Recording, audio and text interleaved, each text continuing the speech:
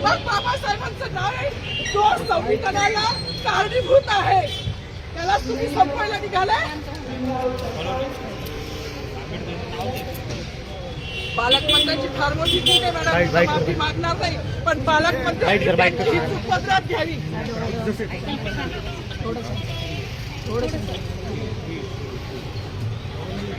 मला मीडियाशी घेणं नाही मॅडम, मला सस्पेंड केलं, मी वाळूचे गाड्या उपसी, मी माती काम करीन, पण बाबासाहेबांची ओळख पुसून येणार नाही. मला सस्पेंड करायचं करू शकता मॅडम. बाबासाहेबाला संपवायचं काम करायचं नाही. 26 जानेवारी 15 ऑगस्ट मध्ये मी नाही मानत, पण लोकशाही मॅडम तुम्ही सुद्धा संविधानामुळे आहात. पालकमंत्री सुद्धा पालकमंत्री संविधानामुळे आहे. कोणताही जातीभेद नाही, सगळी समानता त्यांनी दिली आहे. बाबासाहेबांचं नाव आता तरी भाषणात येईल, मग तरी भाषणात येईल. ज्या लोक संविधानाला लोकशाहीला कारणीभूत नाही त्यांची नावं वारंवार घेतली गेली.